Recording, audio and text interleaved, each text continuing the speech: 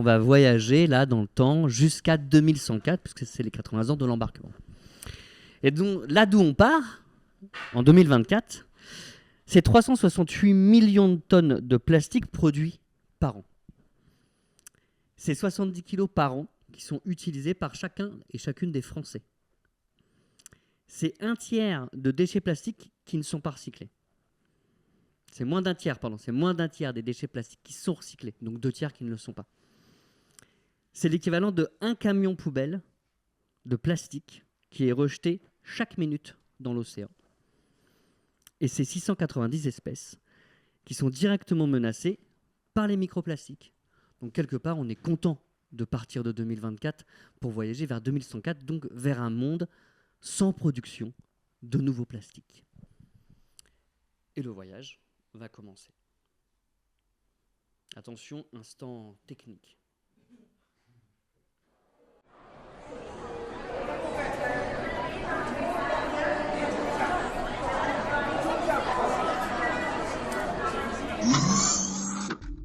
Bonjour, et merci d'avoir choisi cet atelier.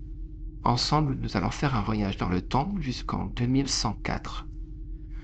Nous vous invitons à prendre une position confortable et pour celles et ceux qui le souhaitent, à fermer les yeux pour vivre pleinement l'expérience. Notre trajet fera escale en 2050 où je vous retrouve dans quelques secondes. Bon voyage.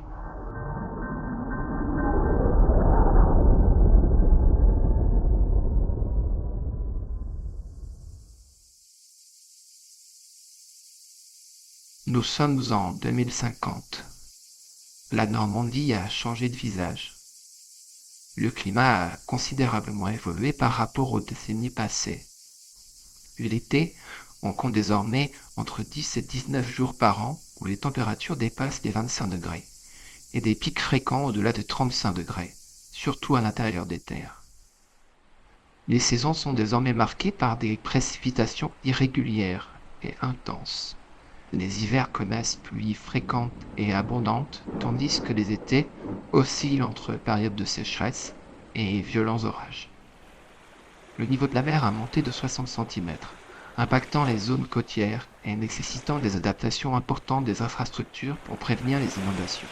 Les villes côtières de Normandie ont mis en place des mesures innovantes pour protéger les habitants qui ont pu rester quand d'autres ont été obligés de déménager. En 2050, les citoyennes et les citoyens jouent un rôle actif dans la gestion des impacts du changement climatique.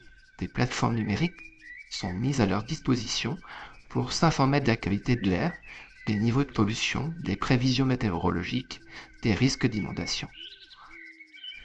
En 2050, la Normandie est un exemple de résilience face aux défis climatiques et sociaux. Grâce à une planification rigoureuse et à un observatoire continu des évolutions climatiques et sociales, elle organise les stratégies d'adaptation pour chaque secteur, de l'agriculture à l'urbanisme, en passant par les infrastructures de transport. Les décisions sont prises de manière participative, impliquant les autorités locales, les entreprises, les associations, les citoyennes et les citoyens. Cette gouvernance inclusive garantit que les besoins et les préoccupations de tous les acteurs soient pris en compte. Des partenariats entre les secteurs publics et privés ont été établis pour financer et mettre en œuvre des projets innovants. Des programmes d'éducation et de sensibilisation sont mis en place pour informer les citoyens sur les enjeux climatiques et les inciter à adopter des comportements éco-responsables. Des ateliers, des formations et des campagnes de communication sont régulièrement organisées.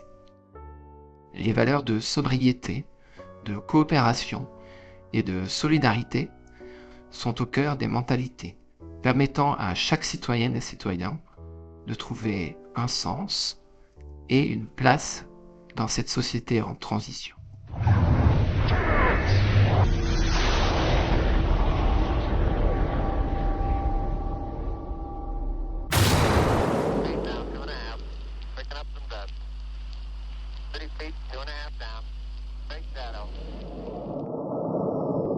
Nous annonçons maintenant notre descente vers 2104 et vers la Normandie. Le dérèglement climatique a été stabilisé. Merci d'avoir choisi cet atelier. Tout l'équipage vous souhaite des futurs désirables.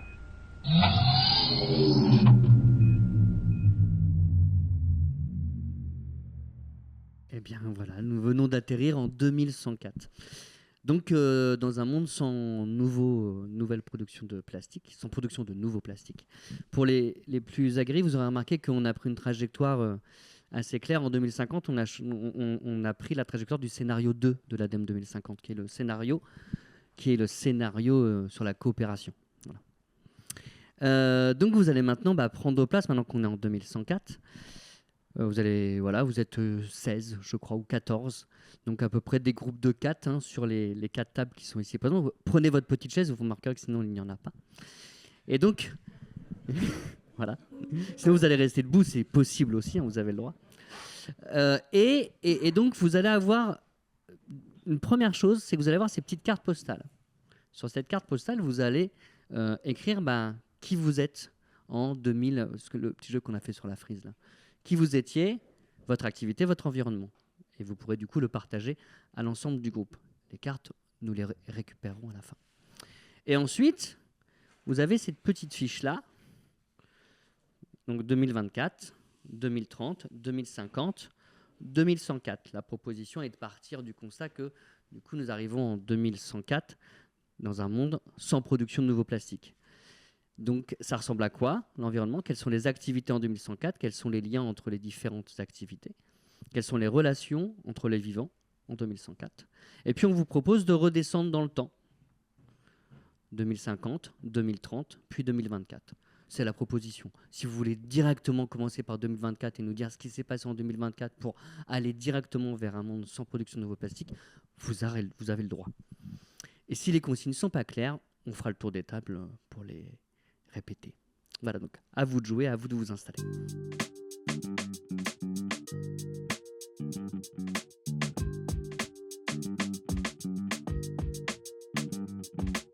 En lisant cette carte postale, vous avez choisi 2104. Dites-nous tout. On n'a pas fait. On est en train de chercher le nom de notre groupe. Donc on sait qu'il y aura biome dedans. Le biome, c'est la manière de vivre ensemble, faire ensemble, en prenant en compte tous les éléments du vivant.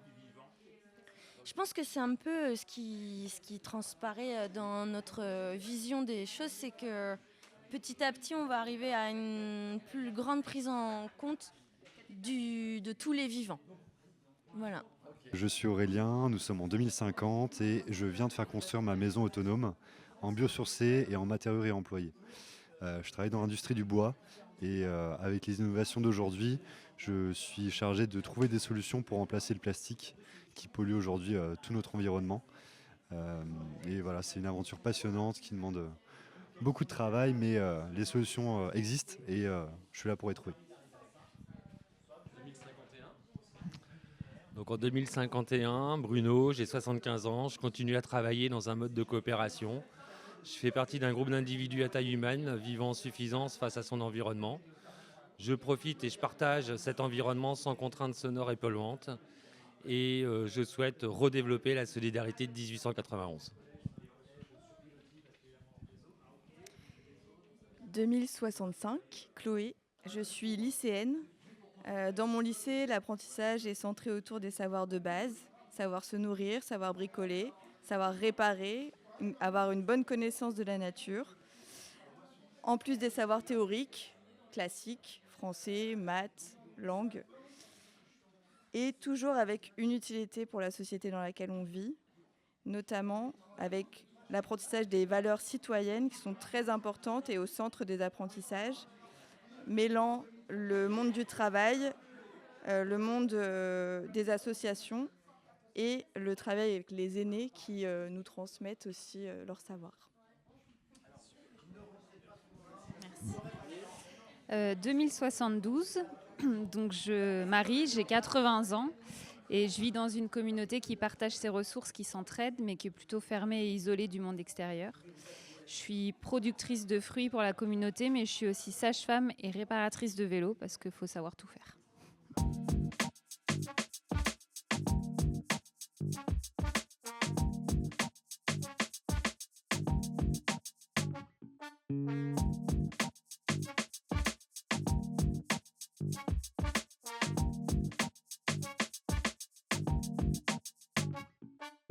Donc, vous avez dû choisir au sein de votre groupe une personne et une année que vous avez souhaité nous restituer. Donc maintenant, c'est à vous de venir. On peut commencer par ce groupe-là, qui est juste ici. Ah, il passe en dernier. Pardon, il passe en dernier. Il y avait déjà eu un deal. Il y avait déjà eu un deal. Et est-ce qu'il y a un deal sur qui passe en premier, Benoît? Peut-être. Non. En revanche, non. Eh bien, si vous voulez. Si vous voulez. Alors, qui souhaite restituer 2024? Personne. Qui souhaite 2030? Eh ben, allez-y. Et je t'invite à prendre le micro parce que c'est enregistré. Moi, je peux te tenir l'affiche si tu veux. Bonjour. Alors nous, on a pris 2030. Notre groupe s'appelle les Biopunks. Parce que le bio, c'est bien, mais en fait, on est un peu punk quand même. Nous, on est en 2030 et en fait, on a pris conscience qu'il fallait se reconstruire après la pandémie plastique qui nous est arrivée sur le coin du bonnet les années d'avant et on s'y attendait pas et ça a été un petit peu le ras-le-bol général. Alors maintenant, il s'agit de se relever les manches et puis d'élaborer un nouveau mode de fonctionnement, manger autrement, habiter autrement, tout faire autrement. Ce qui en est à l'origine, c'est des collectifs de citoyens qui ont émergé localement un peu partout sur notre territoire. Et on a commencé à avoir le soutien aussi des pouvoirs publics parce que sans ça, c'était assez compliqué quand même. Les conséquences, c'est qu'il y a eu vraiment un engagement fort politiquement sur le territoire, avec des vraies politiques et un vrai choix fait sur les directions à prendre. Et une nouvelle orientation a été proposée et l'idée a été posée de créer une biorégion test. Cette biorégion serait un petit monde idéal dont l'idée serait de relocaliser localement l'économie. Et pour lancer cette création de biorégion test, il y a un studio d'enregistrement qui a été créé et on a enregistré le son des bactéries. Voilà. Voilà les biopunks. Merci. Bravo. Merci. Là. Le monde est bien parti, du coup. Qui souhaite restituer 2050? Enchaîner, c'est-à-dire? Non, normalement, on pourrait faire ça, mais là, pour des questions de timing, malheureusement on a réduit le principe de... Bah, si tu te sens, tu peux le faire. Tu peux repartir de ça et enchaîner sur 2050. Ton prénom, c'est Marc. Alors bonjour, moi je suis Marc, j'ai 12 ans. Mes parents, ils m'ont raconté ce qui s'est passé quand j'étais tout petit. Et en fin de compte, alors notre groupe c'est JOM. J-O-M. Ouais, c'est pas faux. On avait pensé à c'est pas facile. Ok. Donc, c'est pas grave. Ça s'appelle un clown. Salut, j'ai jamais posé de problème. Ok, donc mes parents m'ont raconté, en fin de compte, il y a eu une grosse révolution citoyenne quand j'étais tout petit, même avant ma naissance. Et donc, parce qu'on avait essayé de mettre des choses en place, ils m'ont raconté, en 2024, il y avait plein de lois qui avaient été créées, et ça bougeait pas beaucoup. Les lobbies des industries faisaient que ça avançait pas du tout. Et donc, en fin de compte, il y a une grosse révolution citoyenne. Et depuis 2 ans, il y a eu une fusion d'une grande région, Bretagne, Normandie, Pays de Loire, pour mutualiser les moyens et pour permettre l'adaptation au changement climatique. Parce que c'était 3 régions qui étaient très concernées par la montée des eaux et puis par les pollutions qui arrivaient sur le littoral. Donc en fin de compte, cette grande fusion s'est mise en place pour changer les choses et pour appliquer les lois qu'on avait décidées il y avait 20 ans. Donc mes parents ils m'ont raconté. Donc on arrive sur un monde plus collaboratif avec une conscience de ce qui est essentiel et moins superflu. Moi, au collège, je le vois bien, c'est vachement bien. On n'a pas de plastique, il n'y a pas des assiettes, c'est des vraies assiettes. Mes parents ils m'ont raconté qu'avant, on jetait les assiettes. C'est plus possible maintenant, on n'a plus ça, nous. Donc voilà, donc on est dans le respect de la nature, on a vachement de cours, des classes à l'extérieur. La nature, c'est super important pour nous, vraiment important. Et vraiment, c'est chouette. Et moi, je suis vraiment content que ça soit arrivé comme ça.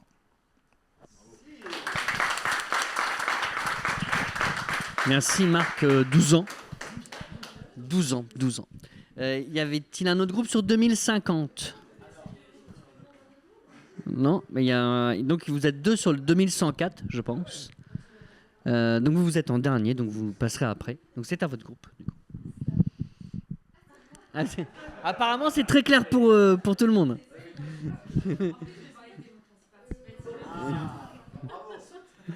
Donc toi, tu es Marie. C'est lequel le nôtre ? C'est lui. Oui, c'est ça. Donc nous, on est en 2104. On est parti du principe qu'il y avait encore un petit peu de plastique, mais qui était surtout utilisé pour l'essentiel.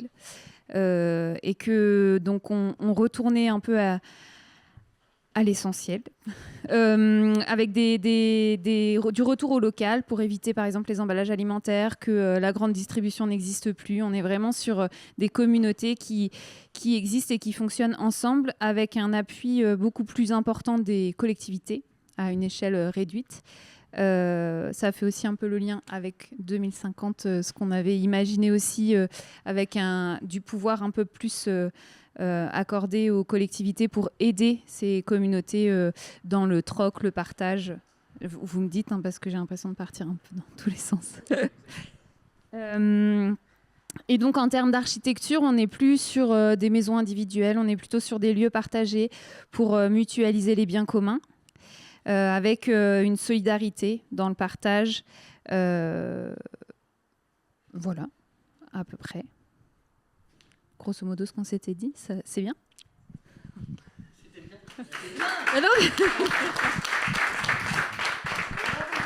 Oui, c'est clair. On a envie de vite être en 2104. Et donc, le dernier groupe, c'est toi qui vas. Donc, tu es Claudine. Alors, nous, on n'a pas forcément une vision quand même formidable de 2050. Oui, c'est ça. Donc, oui, mais en 2050, en 2104, c'est les conséquences de ce qui s'est passé autour de 2050, c'est que là, on a quand même eu un dérèglement climatique majeur, on a un effondrement de la biodiversité majeur, donc il s'est passé des problèmes sociaux énormes, des problèmes de migration, des problèmes de gens qui vont se foutre sur la gueule, des gens qui n'ont plus où habiter, qui n'ont plus rien à bouffer, et que donc, en plus, éventuellement des épidémies. Je suis désolée, mais alors je suis militante écolo, mais c'est vrai que j'aimerais bien qu'on me prouve le contraire, que ça ne va pas mal se passer. Donc, moi, je considère que ça va très mal se passer autour de 2050, et qu'à partir de là, il va y avoir quand même un effondrement des populations. Si on n'arrive pas à le faire nous-mêmes, ça va venir. Et du coup, en 2104, il va y avoir plus que 4 pelés, 3 tondus. Ils vont peut-être avoir compris quelque chose. Ils vont peut-être avoir quand même retenu ce qui s'est passé antérieurement. Ils vont peut-être à ce moment-là être dans le cadre du respect de la nature, de leur environnement. Ils vont vivre, essayer de préserver au maximum ce qui leur tombe du ciel, c'est-à-dire préserver la végétation en particulier pour faire des puits de carbone, pour avoir de l'ombre, pour être au mieux par rapport au climat qui va leur tomber sur la tronche. Et puis, donc avoir des habitations adaptées à ce climat. Ils vont voir des habitations troglodytes, voire utiliser du bois, etc. etc. Je ne dis pas qu'on va retourner à la cueillette, mais avoir une agriculture extrêmement respectueuse, donc entièrement agriculture biologique, avec de la biodiversité partout. On n'aura peut-être même plus besoin de réfléchir à une trame verte, parce que comme il n'y aura plus beaucoup de gens sur Terre, elle va se refaire toute seule. Donc voilà, j'espère que les 3 pelés qui vont être là, ils vont avoir compris qu'il faut vivre dans l'amitié, dans la coopération, de façon sereine, etc. Donc un avenir peut-être sympa, mais entre deux, ça risque de mal se passer. Voilà, c'est un peu ce qu'on a envisagé. Voilà.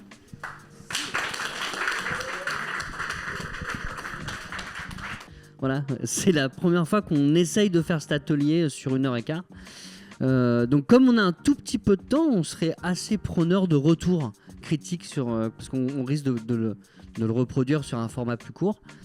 Et que s'il y en a qui veulent le format plus long, il y a une présentation de l'atelier pour des personnes qui souhaitent l'animer par ailleurs, puisque c'est un projet qui est né de l'ENCAT, l'espace normand de coopération pour l'accompagnement à la transition écologique, qu'on mène en collaboration avec Bocage Zéro Carbone. Quand je dis on, c'est Normandie Équitable que je représente aujourd'hui, et la région qui est représentée par Benoît aujourd'hui, la mission d'aider. Ça, on va le remettre un peu au propre.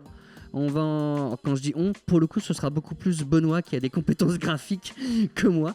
En refaire voilà, un peu une restitution graphique de tous ces petits scénarios-là qu'on vous repartagera. Du coup, j'imagine qu'on a forcément les contacts, enfin que l'organisation a pris tous les contacts des gens qui sont inscrits aux ateliers. Et que si vous voulez prolonger sur vraiment de la mise en récit, n'hésitez pas à nous le dire pour qu'on organise ce temps de mise en récit, du coup pour raconter les histoires.